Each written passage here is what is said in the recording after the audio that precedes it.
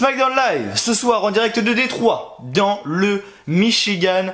SmackDown Live du 6 août, le dernier SmackDown avant SummerSlam. SummerSlam qui, je le rappelle, pour les nouveaux, pour les nouvelles personnes qui viennent d'arriver, qui viennent de découvrir la WWE. SummerSlam qui est donc le deuxième plus gros pay-per-view de l'année et c'est le plus gros pay-per-view de l'été. Et cette année, c'est encore plus spécial que d'habitude, effectivement, car SummerSlam n'aura pas lieu aux États-Unis. D'habitude, tous les SummerSlam ont lieu aux États-Unis, mais cette année, pour la première fois, je pense, je veux pas dire de bêtises, attention, mais il me semble que c'est la première fois, corrigez-moi dans les commentaires si je me trompe. Mais SummerSlam aura lieu à Toronto, au Canada, cette année, effectivement. Et on sait, et pour moi, ça c'est mon avis personnel, pour moi, la foule canadienne est la plus chaude dans le monde. Pour moi, à chaque fois, on a souvent des shows qui sont télévisés aux États-Unis, enfin toutes les semaines aux États-Unis. Des fois, on en a au Canada. Et quand c'est la tournée européenne ou la tournée UK, c'est en Angleterre. Et pour moi, de ces trois pays qui sont diffusés, pour moi, le Canada, Québec, ce que vous voulez, a toujours été la foule la plus chaude. On parle souvent de la foule d'Angleterre, etc., qui est très bonne, Londres, Manchester, etc. Ok, pas de souci. Mais pour moi, celle du Canada, ça a toujours été celle qui était au top. Voilà, personnellement. Après, voilà, c'est mon avis personnel, bien évidemment. Il y en a SummerSlam, oui voilà j'ai bégayé, plus grand show deuxième plus grand show de l'année, plus gros show de l'été et j'ai vraiment envie de le voir. Je vais vous lire la carte juste après, bien évidemment. Je me suis tâté à faire la vidéo, donc la review de SmackDown plus la vidéo pronostic en même temps de SummerSlam, mais je pense que je vais la faire en deux fois. Je sais même pas si je vais avoir le temps parce que là en gros il est 15h01 à l'heure où je tourne la vidéo de SmackDown. On est actuellement mercredi et je dois partir vers 16h. Tu vois, donc j'ai 1 heure pour faire la review de SmackDown et la review de SummerSlam. Donc je sais pas trop comment je vais me démerder. Je sais pas, vraiment je sais pas, mais j'essaie de tout faire pour vous sortir la review de SummerSlam. Je vous le promets, mais même moi je sais pas comment je vais faire. C'est un gros bordel. Mais bref, ça c'est une autre histoire. Du coup, qu'est-ce que je dis? Oui, dernier SmackDown avant SummerSlam. Est-ce que le dernier SmackDown avant SummerSlam, le dernier show avant SummerSlam a été à la hauteur? Pour moi, ça a été quand même une déception, effectivement, ce SmackDown là. Hier, on a eu un bon épisode de Raw pour ma part. Merci à tous ceux qui ont joué le jeu en mettant votre avis dans les commentaires par rapport au Raw. Effectivement, je vous avais demandé de mettre votre avis au maximum dans les commentaires sur le Raw parce que moi, personnellement, j'avais énormément apprécié mon Monday Night Raw et je me suis dit, est-ce que c'est moi? Est-ce que le show est bel et bien mieux? Alors que depuis des années, on a de la merde. Enfin, je savais pas. Et de ce que j'ai vu, il n'y a pas que moi qui pense ça, donc ça va, je suis d'un côté, je suis un peu rassuré. D'un côté, je suis un peu rassuré. Et du coup voilà, en tout cas on va se lire la carte de SummerSlam dans un premier temps pour que vous sachiez un petit peu tous les matchs qu'il y a, etc. Et ensuite je vais vous donner mon avis sur le show qui a été quand même pour moi une déception. Effectivement hier à Raw on a eu beaucoup de choses qui se sont passées. Là pour moi SmackDown a été vraiment il y a eu très peu de contenu, très peu de choses qui m'ont donné envie de regarder SummerSlam. Bon je vais regarder SummerSlam parce que c'est SummerSlam quand même. Donc on va regarder la carte, les amis, la carte de SummerSlam qui aura donc lieu à Toronto au Canada comme je l'ai dit. Donc il commencera à 1h heure française, donc voilà, sur le WWE Network, en français et en anglais effectivement. Ce sera diffusé en français sur le WWE Network, donc c'est intéressant. Et actuellement nous avons 1 match, 2 matchs, 3 matchs, 4 matchs, 5 matchs, 6 matchs, 7 matchs, 8 matchs, 9 matchs, 10 matchs, on a 10 matchs pour l'instant. Je recompte 1, 2, 3, 4, 5, 6, 7, 8, 9, 10, c'est ça effectivement. Pour l'instant nous avons 10 matchs donc c'est correct pour un SummerSlam, il n'y en a pas trop. D'habitude vous savez dans l'Extremo on avait 12-13 donc ça me choque pas vraiment. Donc ok, pourquoi pas, tant mieux. Ok d'accord, bon. La carte voilà, je vais vous lire la carte. Donc on aura un match pour le moment, à mon avis ça sera dans le kick-off tu vois. On aura un match pour le championnat Cruiserweight entre Drew Gulak et Oney Lorcan. On aura Trish Stratus contre Charlotte Flair, Goldberg contre Dolph Ziggler, AJ Styles contre Ricochet pour le championnat des États-Unis, Finn Balor contre Bray Wyatt, le premier match de Bray Wyatt avec sa nouvelle gimmick, Kevin Owens contre Shane McMahon avec une stipulation, si Kevin Owens perd, il quitte la WWE, donc ça sera assez intéressant de voir ça. Bayley contre Ember Moon pour le championnat féminin de SmackDown Live. Becky Lynch contre Natalia pour le championnat féminin de Raw. Kofi Kingston contre Randy Orton pour le championnat de la WWE. Et enfin pour terminer, Brock Lesnar contre Seth Rollins pour le championnat universal, les amis. Du coup voilà la carte de SummerSlam. Le layout est en pleine préparation à l'heure où je vous parle. Valérie qui l'a fait encore une fois, merci à lui, mais je le remercierai plus en détail dans la review de SummerSlam. Donc pourquoi est-ce que SummerSlam a été, pourquoi est-ce que SmackDown Live, le SmackDown avant SummerSlam a été une petite déception pour moi, c'est qu'on n'a pas eu énormément de choses flagrantes ce soir. C'était vraiment pour promouvoir les matchs. Alors vous allez me dire, oui mais ils sont à un show de SummerSlam, c'est normal qu'ils promouvoient les segments, les rivalités, etc. Oui c'est normal. Mais de la déception, par exemple, je prends l'exemple de la fin du show. Par exemple, ce soir, on a Roman Reigns qui plutôt dans la soirée s'excuse auprès de Samoa Joe en lui disant que ce n'est pas sa faute, etc., etc. Ok, tant mieux parce qu'il faut savoir qu'à Raw hier, Samoa Joe voulait aider Roman Reigns lorsque Roman Reigns a eu un accident de voiture. Et du coup, Roman Reigns avait pris en tête de cible, si je peux dire ça comme ça. Je sais pas si ça se dit en première cible peut-être, je sais pas, Buddy Murphy. Et Buddy Murphy, donc il a commencé à le prendre, à le coller, machin, comme ça, à lui coller la tête sur le mur, et dire alors c'est toi qui m'as attaqué, c'est toi qui m'as attaqué. Buddy Murphy il a dit non mais même si je le savais, je dirais rien, machin, machin. Il a encore plus cogné la tête contre le mur. Et puis à un moment Buddy Murphy lui dit ok mec, c'est Rowan. Tu vois, il lui dit c'est Rowan. Il a vu Rowan, mais pas Brian. Et donc Roman Reigns est sans mots et le show s'est terminé ainsi. Donc le truc c'est que on n'a pas de match d'annoncé. J'aurais cru qu'en regardant ce SmackDown là, on aurait un match d'annoncé. Moi personnellement, j'aurais voulu avoir la réponse ce soir pour avoir mon idée sur le match qu'on pourrait se faire. Mais malheureusement on ne l'a pas. Donc ça peut être un bon point et un mauvais point. Bon point pour la surprise, pour le suspense, qui finalement a attaqué Roman Reigns, parce que ça se trouve c'est pas du tout, mais alors du tout Rowan, tu vois. Mais moi j'aurais voulu savoir, tu vois, pour me donner un petit peu mon avis, etc. Pour une fois je demande pas de suspense, tu vois. Quand je demande du suspense, il n'y en a pas, quand j'en demande pas, il y en a. Va comprendre le délire. Mais bref. Donc ça, petite déception sur ça, après c'est peut-être moi un petit peu qui chipote. Pourquoi pas. On est le dernier show avant SummerSlam, t'es censé quand même promouvoir ton match pour le championnat de la WWE. Je sais pas, il y aurait pu avoir un petit face-to-face avec Kofi Kingston, Randy Orton, avec Kofi Kingston qui fait son match, Randy Orton qui intervient et qui casse la gueule à Kofi Kingston. Non, même pas. On a juste une petite interview de merde de Kofi Kingston qui parle de sa rivalité avec Randy Orton en 2009. Voilà, on connaît la musique, hein. Kofi Kingston, j'ai mis 11 ans pour arriver là, machin, je veux représenter les fans, je veux qu'on s'inspire de moi. Enfin, voilà, on a compris la musique avec Kofi Kingston maintenant. Donc, grosse déception sur ça, par exemple. Voilà, très grosse déception sur ça, sur le fait que on a juste une interview comme ça alors que c'est juste avant SummerSlam. J'aurais préféré par exemple un petit face-to-face ou quoi. Je suis assez déçu, je suis assez déçu quand même. Une autre déception également, c'est le fait que Aleister Black n'ait pas de match. Également, Aleister Black n'a pas de match sur la carte, peut-être que ça va être rajouté. Ce soir il a un match contre Sami Zayn, pourquoi donner un match à Aleister Black contre Sami Zayn? C'est quoi l'intérêt? Enfin, j'aurais pas du tout vu comme ça avec Aleister Black. Sans déconner, j'aurais pas du tout vu ça comme ça. Moi, ce que j'aurais fait personnellement, c'est qu'on a toute cette gimmick avec Bray Wyatt, etc. Toute cette histoire avec Bray Wyatt. Et ce que j'aurais fait perso, c'est qu'on a justement Seth Rollins qui gagne à Extreme Rules. Même si là, du coup, Extreme Rules ça a été changé étant donné que Brock Lesnar a repris le titre. Mais vous savez quoi? Bah les couilles. Brock Lesnar reprend le titre. Bray Wyatt attaque Brock Lesnar avec sa nouvelle gimmick de Finn. Brock Lesnar du coup, justement Bray Wyatt du coup est challenger numéro 1 face à Brock Lesnar. Il affronte Brock Lesnar à SummerSlam. Donc là on aura eu Bray Wyatt contre Brock Lesnar pour le championnat universel. Bray Wyatt gagne le match pour le championnat universel. Et Aleister Black à la fin du match attaque Bray Wyatt pour lancer une putain de feud entre Bray Wyatt et Aleister Black. Voilà moi personnellement ce que j'aurais fait. Visiblement ils sont pas dans le même délire, tu vois. Visiblement ils sont dans le délire, ouais t'affrontes Cesaro, t'affrontes Sami Zayn, des mecs, des jobbers qu'on n'a rien à foutre. Non. Enfin moi c'est pas ce que j'aurais fait personnellement et ça enlève toute la hype qu'on a quand on voit Aleister Black. Je veux dire quand je voyais Aleister Black à NXT, c'était spécial, il y avait un truc de fou, il y avait une atmosphère, il y avait quelque chose.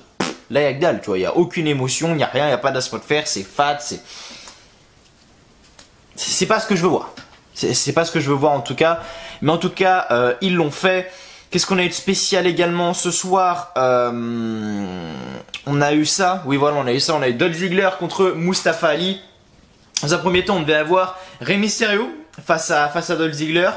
Mais finalement, ça n'a pas eu lieu. C'est-à-dire qu'on a Dolph Ziggler au début, on croyait qu'il allait avoir Goldberg, c'est-à-dire qu'on a la musique de Goldberg qui retentit, le titantron machin, et on a le mec qui frappe à la porte, et on a Dolph Ziggler en fait c'est pas Dolph Ziggler, c'est Dolph Ziggler, et c'est pas Goldberg qui sort. Bon, c'est tout de suite moins crédible parce que Goldberg c'est le gros tank, le gros monstre, et Dolph Ziggler est un peu plus fin, même si le mec a un corps magnifique. Je suis pas gay hein, au passage, mais ce moment-là, son entrée, tu vois, genre où il fait cette entrée fake.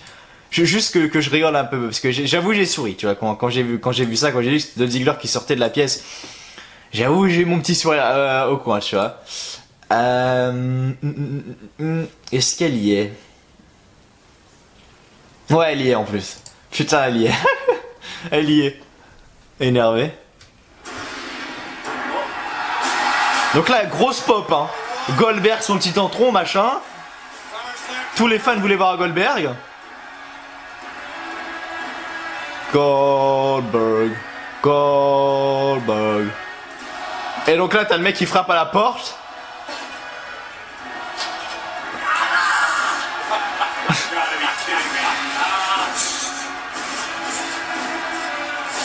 En fait, c'était Dolph Ziggler. Je veux dire, Dolph Ziggler, le mec, plus personne n'en a rien à foutre quasiment. Mais le mec, est sans déconner, comme ça on oublie. Oh putain, il y a un moche lézard sur le mur. Ouais, il est énorme. Il y a un putain de lézard sa mère sur le mur là. Il est énorme. Putain, même un lézard ça me divertit plus quoi. Mais je disais, Dolph Ziggler, le mec plus personne n'en a rien à foutre, mais c'est sans doute la meilleure superstar, enfin le mec qui anime, enfin pas qui anime le show, mais qui donne du peps au show, que ce soit à Raw ou à SmackDown, tu vois. Je trouve le mec hyper divertissant alors qu'on l'avait pas vu depuis des mois, tu vois. Et donc c'est cool. Et puis après il a fait l'entrée, d'habitude Goldberg quand il fait ça, il y a de la pyrotechnie, mais bon. La VE a retiré la pyrotechnie parce que ça coûtait trop d'argent apparemment. Les mecs sont blindés de thunes milliardaires, mais tranquille.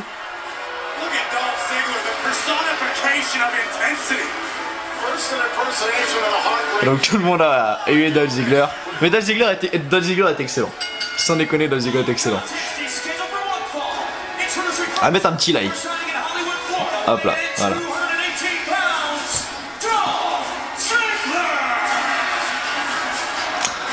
Enfin bref, voilà. Je sais pas pourquoi je vous dis ça. Et bref, et du coup, Dolph Ziggler a fait cette entrée de Goldberg. Et Rey Mysterio est arrivé, il a cassé la gueule de Rey Mysterio, il l'a défoncé, il l'a enchaîné, il lui a mis 2 gros super kicks pour complètement le sonner et le détruire. Et c'est Mustafa Ali qui est arrivé.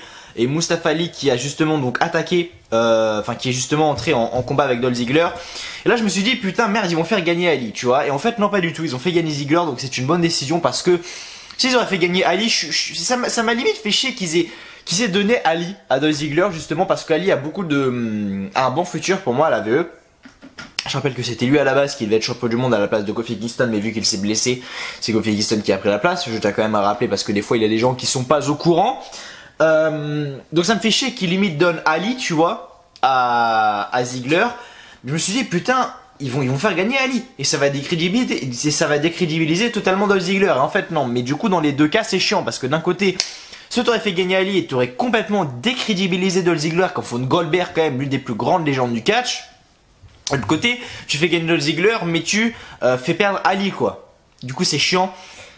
Mais bref, voilà, et ensuite on a eu vraiment d'intéressant, on a eu le segment d'ouverture avec Trish Stratus et Charlotte Flair où le match est bel et bien annoncé entre les deux.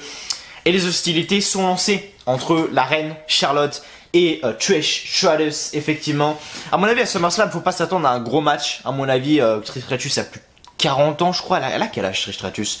Juste qu'on regarde un peu quel âge a-t-elle. Trish Stratus. Google. Trish Stratus, hop, Wikipédia, elle a quel âge Trish Stratus? Elle a 43 ans, donc ouais ça va en fait.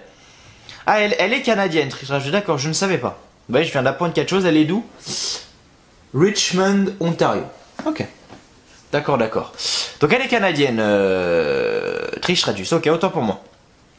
Elle a 43 ans, donc va pas falloir s'entendre non plus un match de qualité, mais c'est juste pour avoir voilà l'ancienne génération, la grosse superstar ancienne génération Trish Stratus de il y a 20 ans, enfin 15-20 ans, et Charlotte Flair, la personne qui domine la révolution féminine actuellement, la plus grosse superstar féminine actuellement. Charlotte Flair, même s'il y aura toujours des débats machin, en tout cas celle qui a été le plus push actuellement, c'est Charlotte Flair, qu'on le veuille ou non. Mais voilà, en tout cas, petite déception du côté de SmackDown. N'hésitez pas vous également à me donner votre avis par rapport à tout ça. N'hésitez pas à me donner votre avis sur le show dans les commentaires comme d'habitude, bien évidemment, comme vous l'avez fait pour la review de Raw. Merci à vous d'avoir été là sur la review de Raw. Merci à vous d'être là sur la review de SmackDown.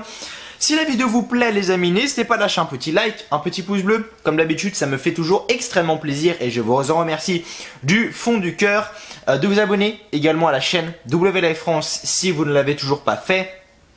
Et mettre un petit commentaire en dessous de la vidéo pour me dire ce que vous avez pensé du show, etc. Votre hype pour SummerSlam. Bref, vous savez très bien que l'espace commentaire est fait pour vous et surtout maintenant parce que les vidéos vont être assez aléatoires. Je sais pas quand est-ce que vous allez sortir la pronostic, la review de SummerSlam, je sais pas. Donc surtout activez la cloche des notifications à côté du logo s'abonner et surtout suivez-moi sur tous les réseaux sociaux qui sont juste en dessous. Je répète, Instagram étant le plus important les amis. On est bientôt aux 1000 abonnés sur Instagram. Donc allez-y, followez le compte en masse. Je sais pas si c'est dit follower mais bref, abonnez-vous au compte Instagram en masse les amis, bientôt 1000 abonnés, on représente le catch en France bien évidemment et bref du coup c'était tout pour la review de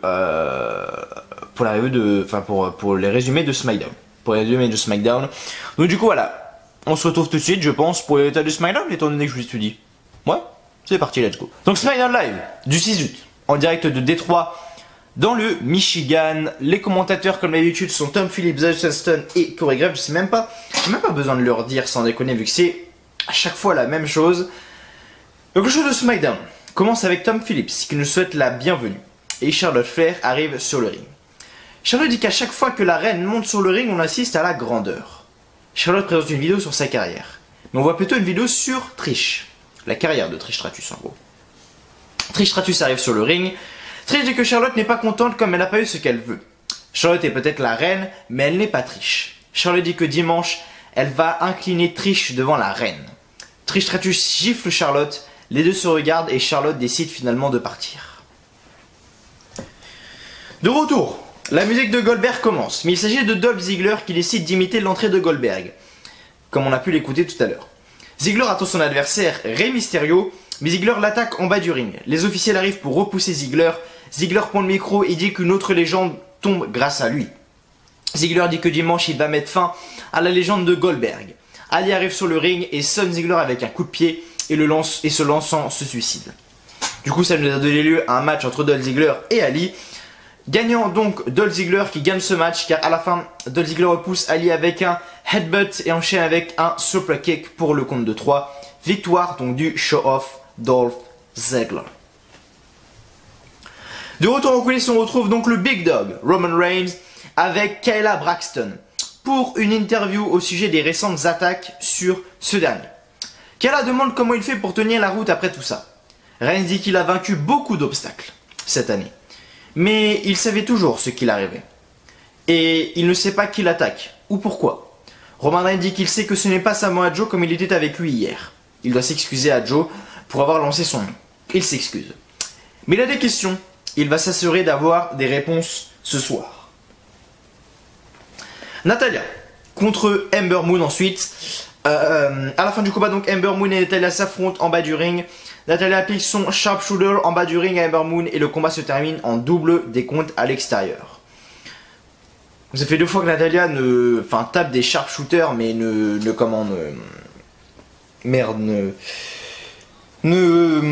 l'a jamais la prise. Hier c'était sur qui hier? C'était sur Becky Lynch je crois. Et Becky Lynch avait attrapé le câble mais elle avait pas lâché. Et là pareil sur Ember Moon, il me semble que c'est un match soumission à SummerSlam. Donc à mon avis, je connais déjà la gagnante, à mon avis Becky Lynch va gagner face à Natalya. Natalya a porté trop de fois ses soumissions etc. Donc on connaît le 50-50 booking de la WWE, donc je pense que Becky Lynch gagnera. Mais bref, ça on en parlera dans la vidéo pronostic bien évidemment. Et du coup, après le combat, Bayley arrive et repousse Natalya et donc défend donc Ember Moon. Je rappelle que c'était un match challenger contre challenger, effectivement, car Ember Moon est challengeuse de Bayley et Natalya est challengeuse de Becky Lynch. De retour, Kevin Owens est sur le ring pour son Kevin Owens Show. Kevin dit que ce soir, ce n'est pas un show normal, alors on va aller droit au but. Owens demande à Shane de venir maintenant afin de régler ça. Shane McMahon arrive sur le ring. Greg Hamilton allait le présenter. Mais Owens enlève son micro et dit qu'on ne va pas entendre cette merde ce soir. Owens dit que ce soir il veut faire appel à la fierté de Shane et son ego. Owens dit que Shane devrait aussi mettre sa carrière en jeu. S'il gagne, Shane va partir. Et tout le monde aura ce qu'il veut. La foule chante oui. Shane dit que la réponse est non. Owens dit que la réponse finale est que Shane refuse. Après toutes ces années à regarder Shane, il vient de montrer qu'il n'a aucune couille. Elias arrive pour distraire Owens et Shane en profite pour le frapper. Owens réussit finalement à repousser les deux et fait un stunner à Elias sur la table des commentateurs. Shane en profite pour faire tomber Owens au sol pour ensuite le rouer de coups et Shane fait basculer la table des commentateurs sur Owens et Shane lui met une chaise sur la table et lui fait un dropkick à Owens et les officiels arrivent pour arrêter Shane. Sami Zayn face à Aleister Black. À la fin du combat, donc Aleister Black fait un running knee à Sami Zayn. Bon, juste avant, il y a une promo, mais on s'en bat les couilles de Sami Zayn. Fait un running knee à Sami Zayn, enchaîne avec son Black Mass pour le compte de 3. Victoire donc de Aleister Black. De retour, c'est le moment d'un nouvel épisode du Firefly Funhouse. Donc ça continue toujours, bon c'est beaucoup moins divertissant qu'avant, le Firefly Funhouse. Mais en tout cas, ça a toujours lieu. Et Brava dit que son adversaire Finn Balor n'a peur de rien et il aime ça. Comme son ami le cochon qui aime manger du chocolat et des bonbons. Il a peur que le courage de Balor soit ignorant. Balor a invité le monstre à sa porte. On a attendu pour si longtemps, c'est le tour de Balor. Le monstre arrive pour lui. Donc là, grosse déception de la soirée. Avec cette petite interview de merde de Kofi. Enfin, c'est pas une interview de merde, mais je suis déçu en fait qu'il n'y ait pas eu un face-to-face ou qu'il y ait eu plus en fait entre les deux. Car oui, en coulisses, on retrouve Kofi Kingston pour une interview. Kofi dit que depuis le début, il est inspiré par Randy Orton. En 2009, il se faisait une place dans la compagnie en affrontant Orton. Tout le monde chantait son nom. Il croyait que c'était le moment. Mais finalement, ça n'a pas été ainsi. Kofi dit qu'attendre 11 ans, afin d'avoir une chance au titre WWE, a fait de lui un homme qui apprécie plus le moment. La force de la positivité est possible. Il veut inspirer les gens. Il veut battre Orton et prouver qu'il mérite bien sa place. Et ensuite, du coup, on a eu le New Day contre Daniel Bryan et Rowan, donc Xavier Woods et Biggie. Et donc, c'est le New Day qui gagne par une disqualification car à la fin, Xavier Woods veut se lancer en se suicide sur Rowan, mais Rowan le bloque avec la marche d'acier et l'arbitre arrête le combat. Donc, le New Day gagne par disqualification. Après le combat, Rowan sonne Biggie avec un coup de marche d'acier et Bryan ramène Woods sur le ring pour lui porter une série de coups de pied et Rowan enchaîne avec un chokeslam à Biggie et Bryan fait son running knee à Woods. Donc grosse destruction de Daniel Bryan de Rowan sur le New Day. Donc le New Day complètement sonné et Daniel Bryan et Rowan sont debout sur le ring et on a le Titantron qui s'affiche et on voit Roman Reigns. Roman Reigns qui marche et entre dans le vestiaire. Roman Reigns demande à tout le monde de sortir sauf pour Buddy Murphy. Roman Reigns dit qu'il a vu Buddy Murphy. Il veut savoir s'il est le responsable. Buddy Murphy dit qu'il ne sait pas de quoi il parle. Roman Reigns dit qu'il a vu la vidéo. Murphy était dans le couloir. Il est le responsable ou il a vu le responsable. Murphy dit qu'il ne sait rien. Roman Reigns dit qu'il va lui demander une dernière fois. Murphy dit qu'il ne veut pas avoir de problème. S'il connaissait le responsable, il ne dirait quand même rien. Roman Reigns le frappe. Roman Reigns le lance contre le mur et une table. Roman Reigns demande à Murphy de parler. Murphy dit finalement le nom de Rowan. Il a vu Rowan, mais pas Bryan. Et Reigns reste sans mots, et le jeu se termine ainsi. Je rappelle que Roman Reigns a son film, qui sort, du coup la vidéo sortira mercredi, donc oui, aujourd'hui il y a son film qui sort en France, le Fast and Furious, donc Fast and Furious Hubs and Show, que je vais aller voir, effectivement, je vais aller voir donc jeudi, je vais aller non, attendez. Ah, je vais le voir le jour où sort la vidéo d'ailleurs. Je vais le voir où sort la review de SmackDown. Donc là, vous aurez sans doute la review le matin. Je pense que je la mettrai le matin ou le soir, je sais pas. Donc soit je serai en train de regarder le film, soit je l'aurai déjà vu, tu vois. Et Roman Reigns est dedans, je le rappelle, avec The Rock, que tout le monde connaît, donc Dwayne Johnson. Voilà, je sais pas pourquoi je vous dis ça, c'était juste pour vous tenir au courant. Voilà, c'était tout. Mais bref, merci à vous de m'avoir suivi. Les amis, merci à vous d'avoir regardé cette review de SmackDown, j'espère qu'elle vous a plu. Si c'est clair comme d'habitude les amis, n'oubliez pas le petit like, le petit pouce bleu qui fait toujours extrêmement plaisir, de vous abonner à la chaîne WLive France. Bref, j'arrête, c'était nul. De vous abonner à la chaîne WLive France, d'activer la cloche de notification, c'est important. Et de mettre un petit commentaire en dessous de la vidéo, je vous en remercie encore énormément. Et merci à tous merci pour tout ce que vous faites pour moi. Et on se retrouve du coup demain pour la review de SummerSlam, la vidéo pronostic de SummerSlam, de SummerSlam. Normalement, je dis bien normalement, si je n'ai pas d'emmerde. Donc tenez-vous prêts, activez la cloche de notification pour être informé. Merci à vous de m'avoir suivi. Et on se retrouve donc demain, normalement, pour la vidéo pronostic de SummerSlam. D'ici là, portez-vous bien. Je vous souhaite à tous une très très bonne journée, une très très bonne après-midi, une très très bonne soirée, que du bonheur, que des bonnes choses. Et je vous dis à la fois prochaine. Allez, ciao, bye bye.